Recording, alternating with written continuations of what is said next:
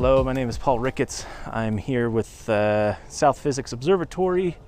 We're going to set up another telescope today just to show you the difference between the ones we already have done and this one. So this one is Losmandy G-11. This is one of their older models. Their newer ones have a different computer system with them. So we won't go too much into their computer system with this one just because it's not going to give you an accurate representation of what you would get if you got one of these. But I have used their new computer system on a larger version, a newer version that they have. It's the, I think they call it the G11 GT, and I actually like the new computer system a lot better, but we won't go into that today. So I'm just going to show you how to set up the actual telescope to give you an idea of what the next level of telescope is above our last one. The last time we did this, we had a Skywatcher EQ6R Pro, and this one's one step above that. This one can hold more weight. The mechanics on it are a little bit better, and the tracking on it is a little bit better too. So, but the price on it is quite a bit more. So we'll get going on that. So on the ground, you can see that we have several different things with this one. So the bigger the telescope, the bigger the optics, the bigger the cases and all the equipment that you have to carry. So this one comes in a 4-piece tripod. Their newer ones come in a folding tripod, which works out a lot better. We have the mount itself over here in this gray box, the metal looking one. And then we have the optical tube over here in this Pelican case. So we're going to take it apart, or actually untake it apart. We're going to put it together, and I'll show you how that goes. All right, so we're going to set up the tripod. This one comes in 4 different pieces. This is the little center section, so I like to set that on the ground just like this. You can find these mounts used for a pretty good price, and if you get one that was taken care of, then they are a definite good buy to do. These tripods are actually really heavy duty. This tripod itself probably weighs around 30 or 40 pounds. It is easier to do this with 2 people. As you can see, it's pretty, likes to flop around and stuff. So a second person is very helpful for this, but you can do it on your own. One good reason that this tripod is kind of nice is that it does come in several parts. So you're not having to deal with one big heavy tripod all at the same time. So you'll get those all in there, make sure they're all the way down. Sometimes these do have a tendency to feel like they are tightened up, but you give it a little wiggle and then you can see that it needs to go a little bit more. You might see that if I lift this up, one may slip off like this one. You want to give it a little bit of a wiggle, just get those tight. Now what you can do before you do anything else is you can extend the legs. This might look like a large telescope, but if you're tall, you want to extend them out so you're not down on the ground so much when you're looking at stuff in the sky. Try to get them a little bit equal. If you ever wanted to do something, you can paint little lines on here just designating, inches or something.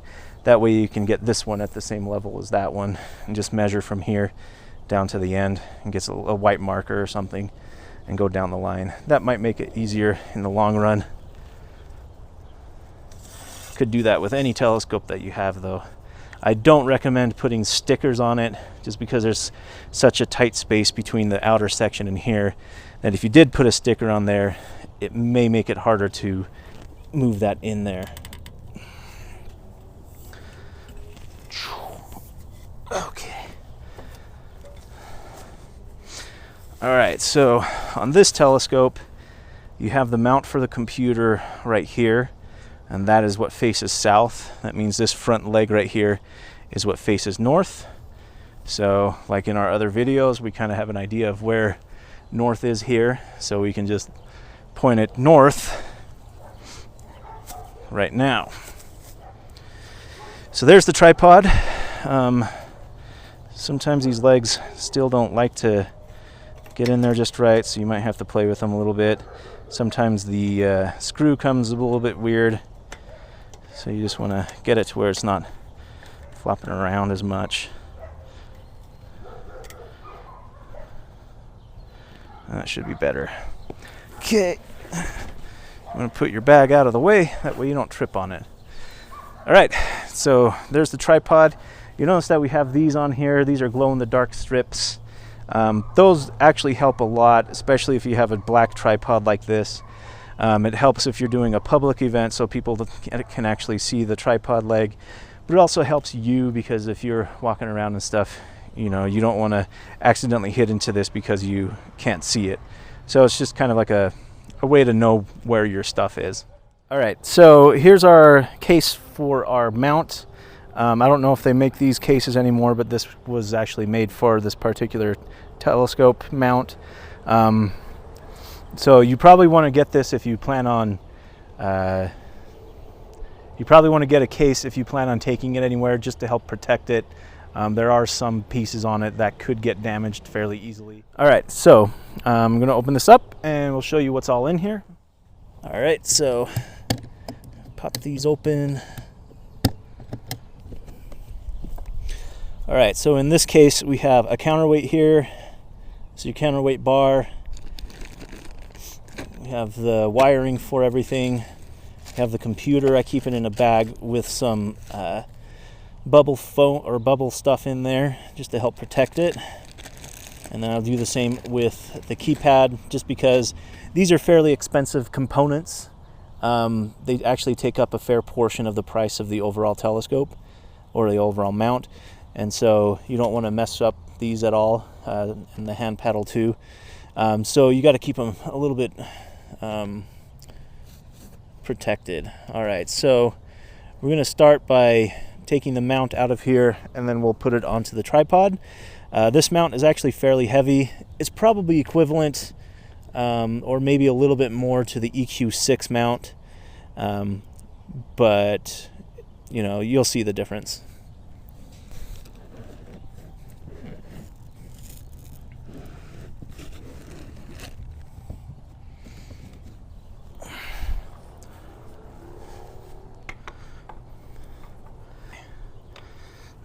All right, so the next thing we have to do is loosen these. Originally this came with some bolts that you would have to have an Allen wrench for. I upgraded to these little knobs just so we wouldn't have to carry around that extra piece of tooling with us and potentially lose that, and then we can't tighten it down properly. So those go right in there, turn it sideways, and then cinch it down on all three. All right, so notice there's a little bit of movement there. That actually comes from your locks right here not being good or in all the way. So then it's actually really sturdy. Other than that, because that's supposed to move around a little bit. So things you got to watch out for, things like this. These are the motors hanging out here. If this drops or something, it falls on these motors, then you can actually damage the motors, and they're a couple $100 just to replace these. There are new versions of these motors that you can upgrade these older mounts to that have built-in encoders, I think, and they're a little bit more higher resolution. But if you've ever heard of a thing called a Losmandy mount, that is what's on top of here. Losmandy actually came out with this design for this little dovetail style mount. So you can blame them for having a couple different versions of the dovetail mount on the market. But this one's a much wider one than the Vixen mount, so it actually holds your optics and things a little bit better. These ones do have encoders that I added on later, but we don't really use those all that much. You probably don't even really need to use them at all. Newer telescopes have these built in. Some higher end telescopes have them, but they just help to keep the motor tracking and everything a little bit more precise, and kind of helps keep track of where the motor's positions and stuff are. So I'll add the counterweight bar into here. Counterweight bar just goes right in here.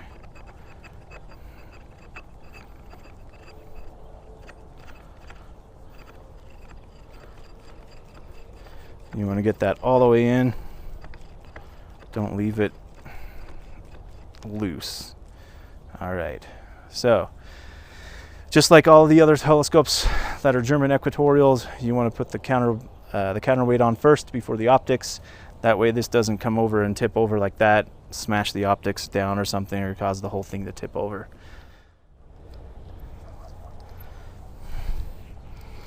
Counterweight goes on. I always put it down here at the bottom. You'll notice that there's a computer that goes here, and then it'll hook into a hand paddle. So we're going to throw that on really quick. So I'm going to put that on here like that. Goes in there. That one goes there. Alrighty. Now we're going to put the motor drive wires on. So just like all telescopes, you'll have a declination and a right ascension wire. Some of them have it from one into one and then chains up into the other one. This one has two separate ones. So the declination on these telescopes is when the telescope is moving like this. So that is run by the motor that is right here. The right ascension is when the telescope moves just up here. And that one is ran by this up here. So we're going to use these. We have these labeled just so people aren't confused. They do go in supposedly only one direction, but if you put them in wrong, they can fit in other ways, and then you'll notice that your motors aren't turning right, or you'll see a stall error or something on there. So you want to make sure you get those in there just right. And you'll also notice that this cable will not reach up all of the way, and so you know it's the lower motor that goes into. So here's our declination. Same idea. Make sure you get it in there in the proper orientation. It comes up to there.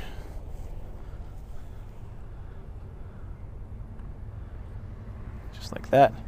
You want to make sure that you don't get these wrapped around anything and that it can get caught on when the motor's moving around or the whole telescope's moving around. So if you were to put this underneath that one, what could happen is if you're coming up this way, it could get caught on here and pull that out. So you want to make sure that your wires are safe on there. So now we will put on the hand paddle. These older versions come with a serial cable. So for the younger crowd, a serial cable looks like this.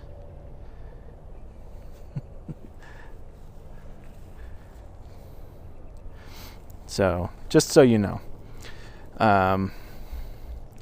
So you want to put that in there. They only go in one direction, one male and one female. Just get that in there. Tighten the ends. Get this one in there. Pop that in there. Tighten those down. So this one has a pretty long cable in it. We actually had to get a new one because the hand paddle was acting really funny. So I finally figured out that there was probably a broken wire or something in the old one. So luckily they still make these. Purchased a new one and the hand paddle worked perfectly.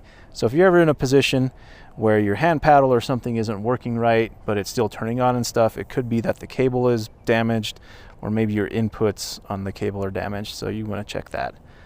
So you set that off to the side.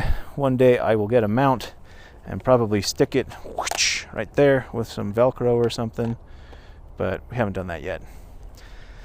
All right, so next is the power cable. You can get these for a 12 volt or whatever you want. You just have to make sure you wire them properly. Some systems will actually pop the computer system if you get these and these are wired backwards. So if you get this, set it up, think you're doing it right, and you turn it on and you hear a loud pop, well, that's probably because you had your wires backwards on here. There is 2 ports on these ones, one an in and one an out. Do not put the in on the out. I think they probably made sure that that won't cause any problems, but just to make sure that you don't cause any problems, always put it on the in. And then if you're using a normal battery, you can just use the bare wires, but it's actually a little bit better to get the 12-volt adapter on there and put that 12-volt adapter on the battery, or get a battery pack. So these Losmandys have a little bit of little bubble levels on here and here, so it makes it really easy to do a leveling. So we're going to do that really quick. So I'm going to loosen the leg down here and then slowly push it down until that one is in a good position. And then you got to make sure that your leg gets tightened back up really well. You don't want that drifting down through the night or crashing down in some cases. And then I will do work off of this one. So I'll bring that side up a little bit so that bubble goes that way. So you'll see me moving it around a little bit.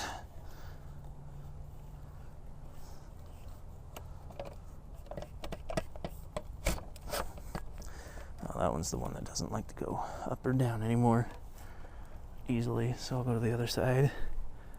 Doesn't need to go down very much.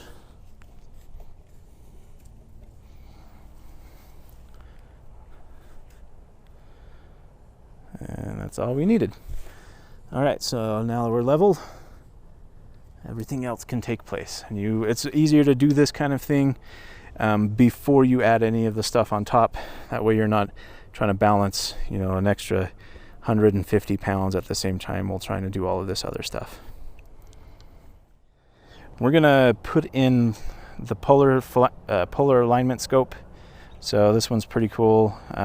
You look through there, you see a really cool pattern that has several constellations in there. That way you can align it properly into the sky. And with Polaris, and it actually, if you do it properly, it can get you, within about 10 to 15 arc minutes if you're really precise and you kind of have figured out what to do. So I'm going to stick that in there, and it just screws on like this, fits in there. You have a cap. I always keep the cap on. There's a hole that goes all the way through the front. So if I take this off, there's a hole that goes all the way through there. Like I said in the last one, don't be turning this when your finger's in there, otherwise you can pinch your fingers and potentially cause some bad problems. So we're going to put that back in there. This one has a little external light. This little external light has a really interesting battery in it. It's the first time I ever saw this kind of battery. But you see it has this little piece of plastic that turns on the end right here. That just fits into a little hole right in there. But since that is made of plastic, you don't want to leave this on, because there's a big chance that when you're fumbling around in the dark or something, you can actually catch that with your hand or something, and it would just break that right off, and then you'd have to buy another one. So just to save you a little bit of money in the long run, leave this out when you're not using it and buy a new eyepiece with the money that you would spend on that. Okay, so now the mount is all set up. We're going to throw the optical tube on there. Luckily our cat has finally moved off of the optical tube box, so we're going to get that and we're going to put it on. And you'll notice that these keep getting bigger and bigger. What you need to make sure to do is loosen your lockdown right here. If this is all the way in, you're going to hit that, and it's going to be kind of a problem to do that. So with these bigger mounts, if you get bigger and bigger telescopes, that means more and more weight. And we're already well over 30 pounds for these. And so this one, the 11-inch, is probably the largest telescope that you can go and get and be able to mount up here on your own, unless you've done a fair amount of weightlifting and everything. And you can handle putting 70 pounds up onto a thing. potentially with only one hand a little bit, and trying to get that on there. So it gives you an idea of how big some of these things are and how much they weigh.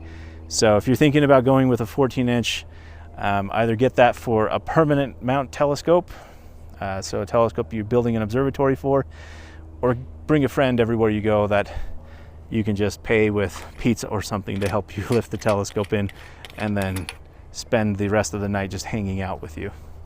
So now we're going to add our eyepiece on here. I like to start with the heavier one. It's also the one that we need for finding stuff in the sky, which we won't be able to do tonight because there is no sky, because we have all clouds. So we're setting this all up just for you. Okay, do that, and then got our finder scope on there. If you put your finder scope and your telescope in the right way, you can actually keep your finder scope on there without ever having to take it off. And then every time you pull it out, it's always going to be in the same position when you put it back in there. So you'll actually minimize the amount of time that you'll have to spend realigning that. As long as you get it back in your mount the same way all the time too. You notice that the finder scope is over here on this one because I like to mount a camera up here. If you mount anything else onto this telescope, that 20-pound mount, that 21-pound counterweight is not actually enough. So that basically says that anything else that you put on here, you need to get another mount or another counterweight. And so I'm going to do that. And earlier I forgot to put the stopper on.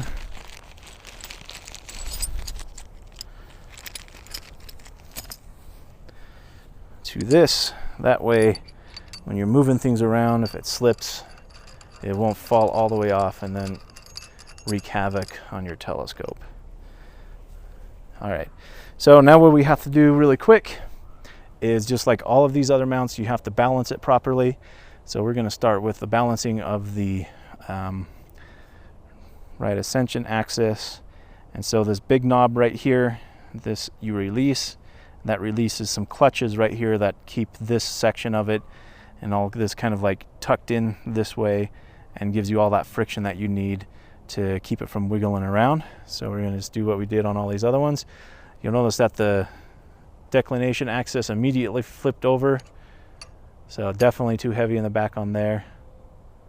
This actually looks pretty good already. Like I said, any other weight on there, you'd have to get another counterweight to add on to that. Actually, it's a little bit heavy that way. So what we're going to do first is balance this axis. So there's another clutch system over here. You release that, you'll notice that, bam, that's definitely way too heavy on the back end. So tighten that back up. Loosen your thing here. Slide this forward. Sometimes it can be a little bit tight.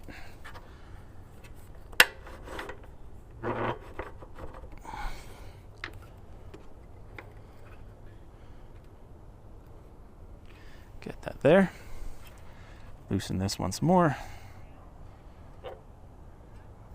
Still pretty heavy in the back end. So if you find yourself in a situation where, if you're in astrophotography or something and you have to move this way far up here, there are counterweights that you can buy that go onto the front of your telescope right here that mount onto the dovetail to give you that extra counterweight. But if you do that, you're probably going to have to make sure you have enough weight on the bottom there to counteract that. So we're going to move this up some more.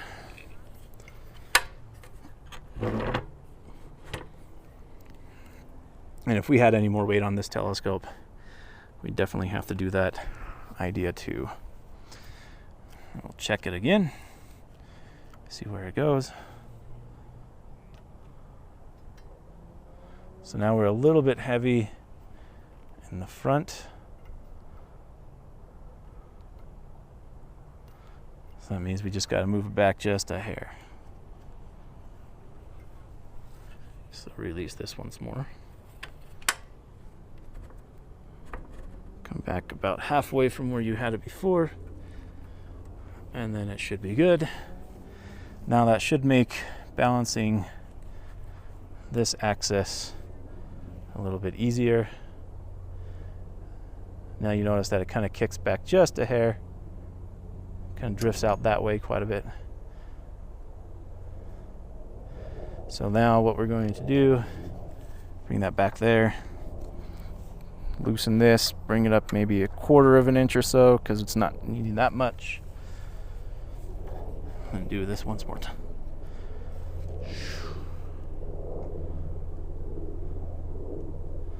And now we're probably got to go up just a hair more.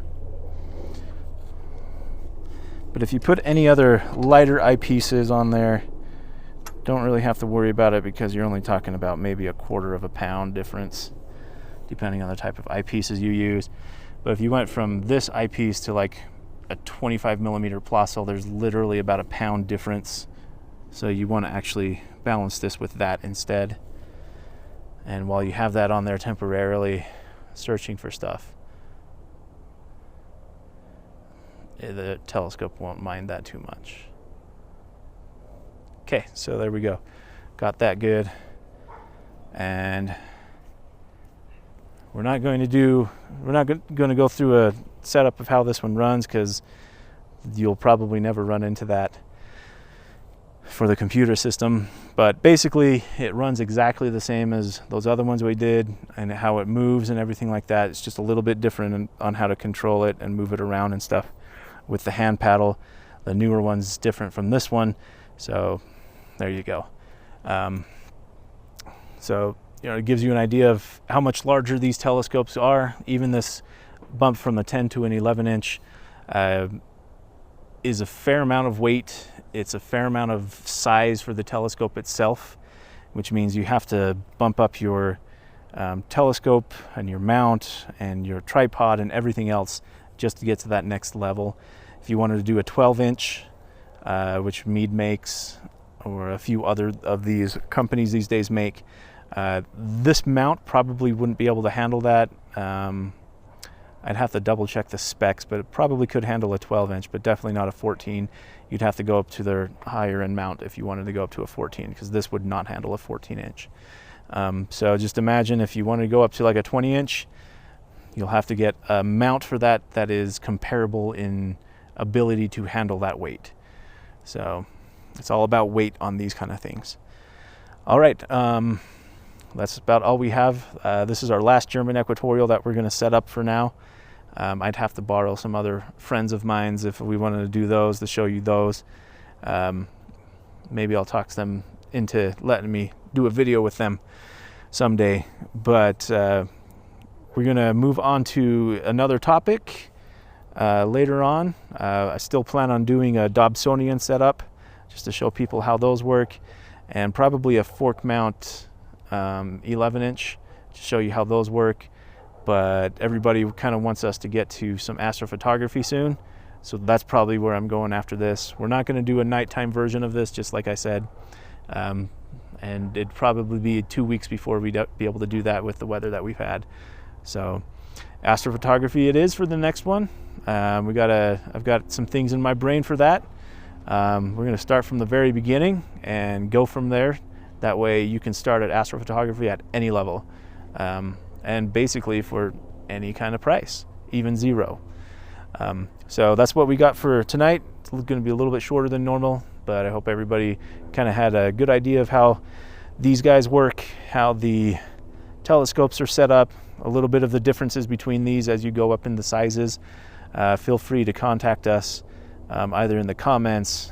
We do have, if you search for South Physics Observatory online, you'll come to our webpage, and there's an email there that you can send an email to us and get some questions answered that way too. So hopefully that was good for you guys, and come back and hopefully we'll keep being able to do this for you and keep showing you how to do things at home.